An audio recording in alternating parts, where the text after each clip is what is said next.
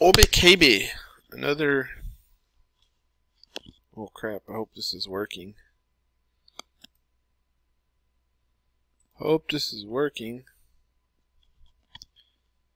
But let's do another PS5 vid, and a little bit of new news came about, which is that Bloomberg came out with a new article, and they had one of the most influential articles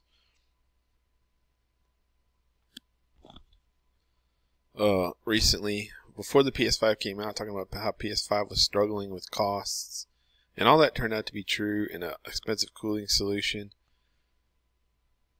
And it all turned out to be very true. So Bloomberg has, they're Bloomberg anyway, they have a famous name, so they're probably pretty reliable. Now,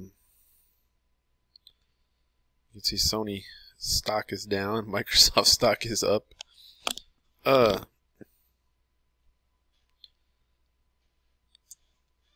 So this new article came out today, and it just basically said, you can read it on the screen, but that they're making less PS5s,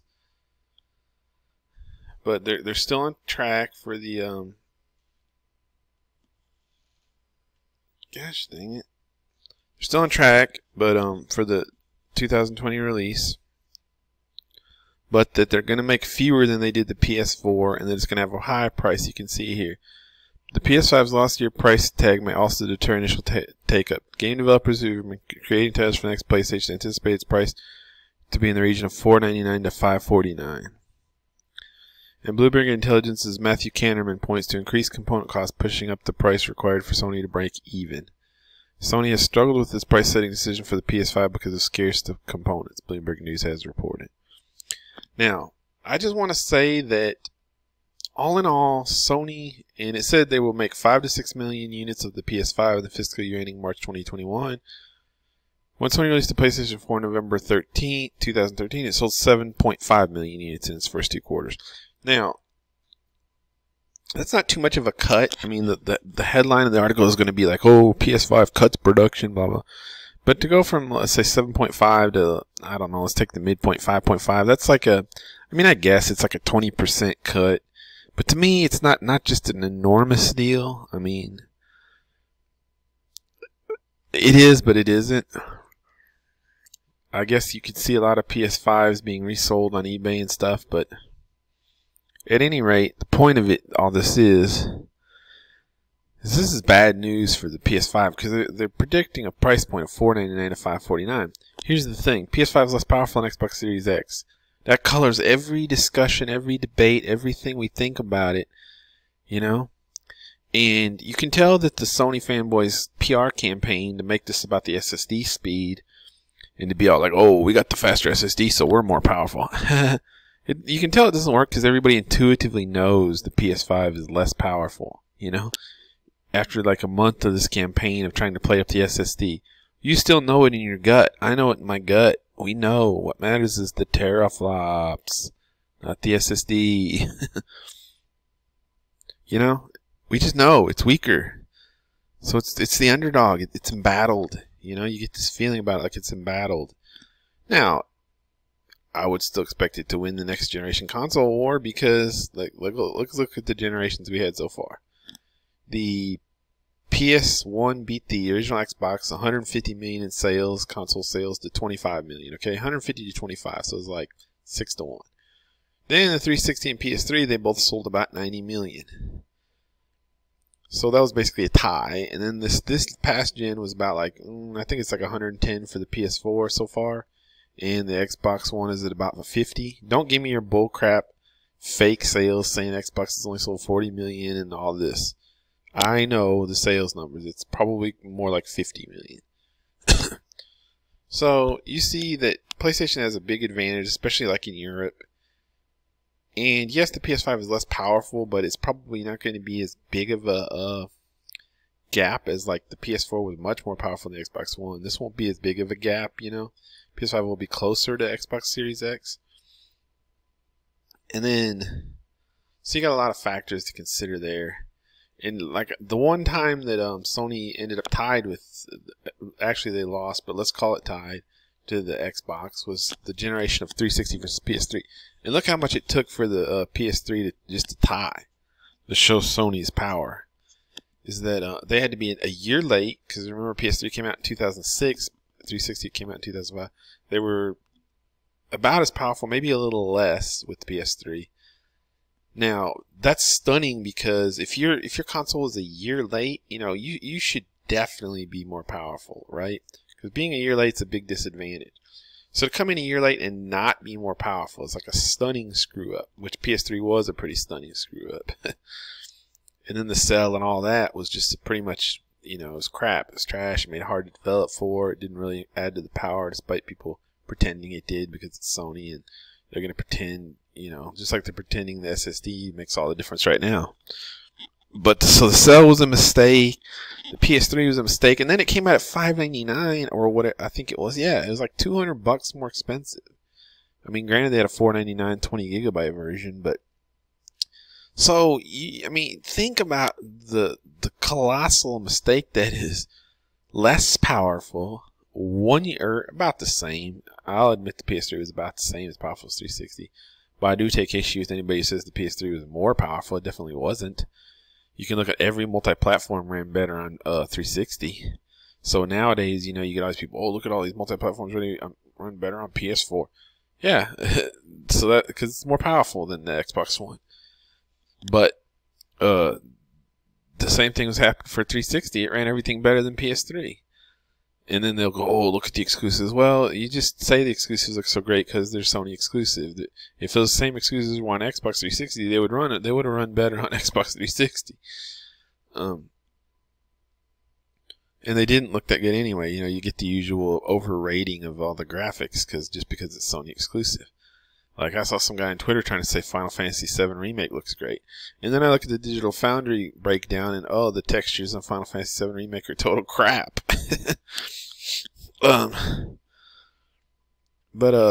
So my point here is, look how bad they screwed up with PS3, though. I mean, bad. A year late, less, the same power or less, a little bit less, maybe 5% less.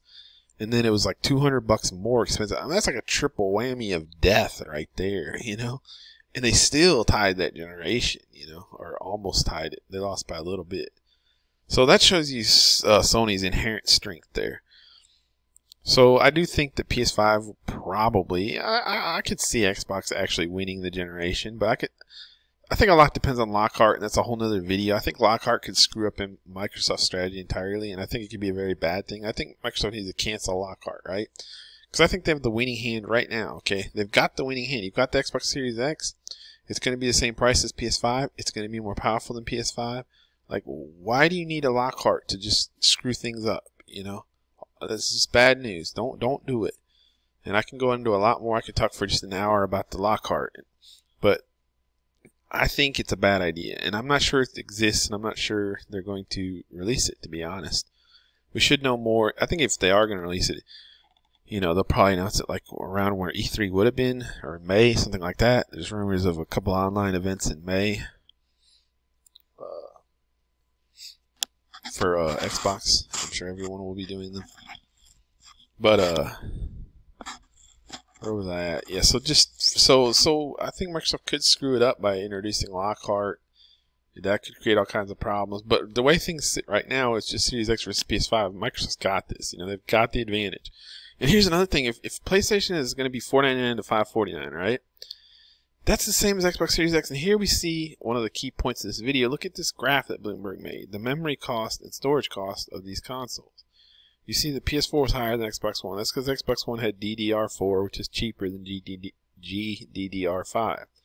And Xbox One generally is a little cheaper than PS4 at the store too, Now, this is probably a lot of PS4 fanboys don't like this chart because they think that PS4 costs the same as Xbox One, but it doesn't. Xbox One is cheaper to build. It's also less powerful, though. That's a big problem. I would rather be a little more expensive and more powerful. So PS4 is better. Flat out, Sony out-engineered Xbox in the last gen. But here, this gen, we have flat out a reverse. Look at this. These are memory costs, storage costs. Same. Okay? That's very, very bad news for PS5. Again, because what do we intuitively know, what I was talking about a little while ago, in our guts, What do we know? Xbox Series X is more powerful. PS5 is the underdog, you know? That means PS5 is the underdog because power is so important. That's why the PS5 fanboys were so agitated hoping for 13 teraflops. And now they say, oh, it doesn't matter. Oh, I only care about the games. Yeah. You say it doesn't matter now because you lost that fight and you didn't get your 13 teraflops. And this is why also that Sony was pushing so hard with the boost clock and all this nonsense to get to 10 teraflops. You know, they're desperate. You know, they had to put in a weirdo boost clock just to get a paper 10 teraflops. It's not a real life 10 teraflops. And then they're trying to save face. You know, they came out with this underpowered machine. They have 36 CUs, and Microsoft Series X has 52. Okay, now it comes out to 10 versus 12 teraflops because Sony did the overclocking, the boost clock. But who knows how effective that will be? It's not really going to run that high. There's nothing to say Series X couldn't increase its clock, not boost clock, but just increase its base clock higher too. I halfway expect that to happen. But even if they don't, they're still in the catbird seat. Meaning the Series X is clocked currently at 1825 on the GPU. They could increase that to 1900, you know, 1950, maybe even 2 gigahertz, probably pretty easy. And I wouldn't be too surprised if they do it before launch. And then PS5 is going to be even more up shit creek. But I wouldn't be surprised if they don't do it either. I don't know. You know, it's kind of... They're more powerful either way. They don't even have to, and they've got like a 20% power advantage, you know. They don't have to touch it. They've got 20%. They're in the catbird seat by far. And by the way, there's precedence for this. GPU's never been upclocked. In fact, the PS3 GPU got downclocked a little before launch, secretly behind the scenes. But the Xbox One did. It started out at 800 megahertz, and then right before launch, or somewhat before launch, they announced they were clocking it to 853 megahertz. So they give it a little 50 megahertz. Point is, Microsoft's got history with that. They've done it before. Sony's never done that. Now, do I expect it? I don't know. You know, if I had to bet money, I would probably bet money that they won't. But it's about a 50-50 proposition.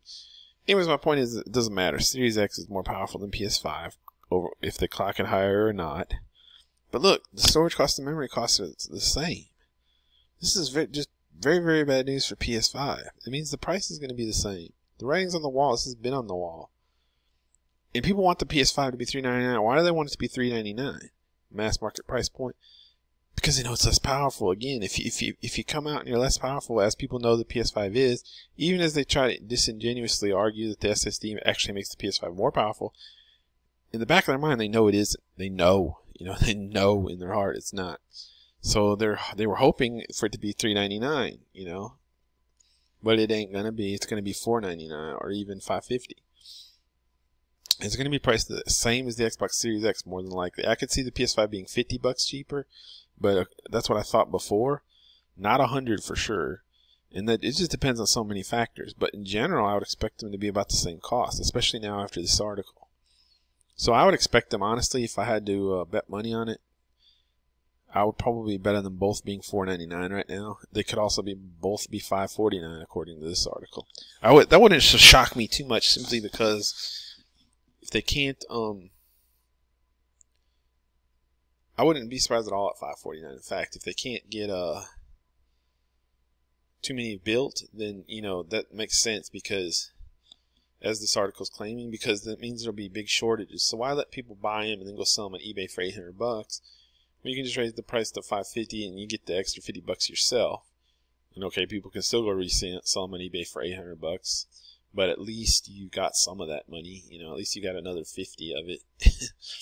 So yeah, I wouldn't. Given this new article, I was just thinking about it just now. I wouldn't be surprised to see $550 for the price on both of these, and also because the United States just flooded itself with $2.2 trillion in stimulus, and to me, that's gonna over the next couple of years, that's gonna mean a lot of inflation. And I think that, I mean, I already see it. I go to everywhere, and nothing's on sale. You know, I went to the gun store yesterday, and none of the guns are on sale really. You know, nobody wants to sell anything up for a sale price right now. They're all pretty much MSRP of almost everything that I look at. You know. And the reason is we're all flooded with these stimulus checks and stuff, you know.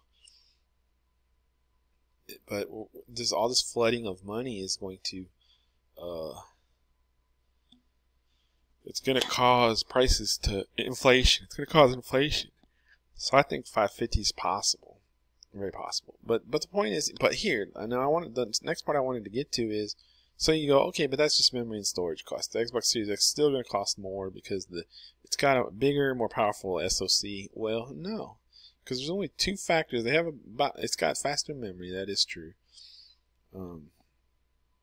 But only like 10 gigabytes of it. I guess the series, yeah, but this includes memory cost, yes.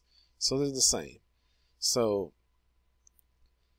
all you've got left is the SoC cost, basically, and the motherboard cost, which could be slightly higher in the Xbox Series X because it has a 320-bit bus.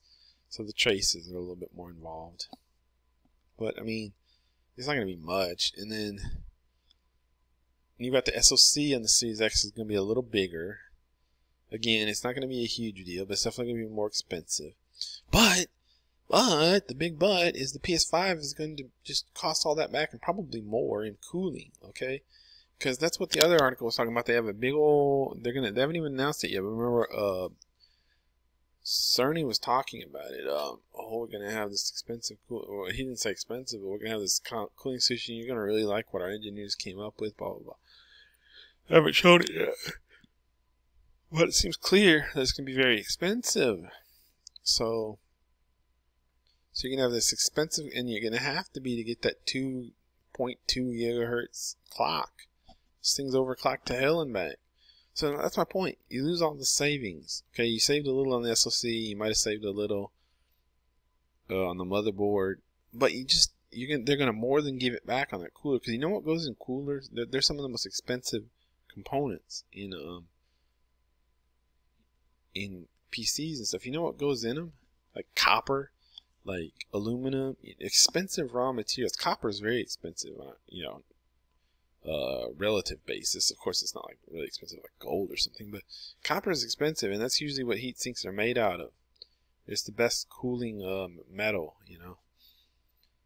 So you can have this big, hefty PS5 heat sink made out of copper, aluminum, who knows what else. They'll probably have heat pipes and stuff.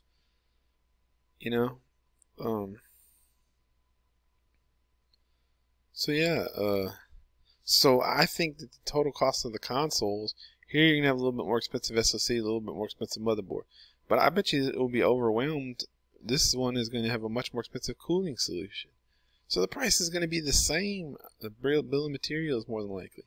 So the PS5, you end up with just what I've been saying. It's poorly engineered because you're going to end up with the same cost of system, but it's less powerful.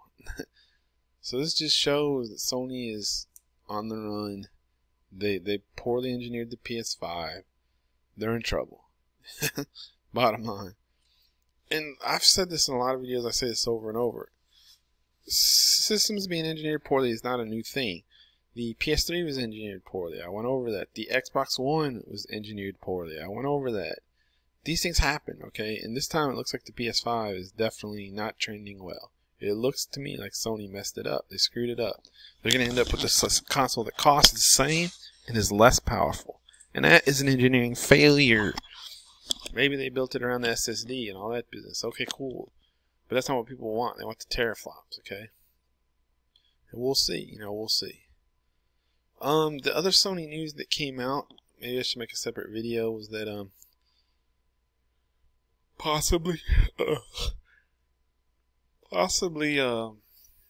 some more Sony games are going to PC. Now,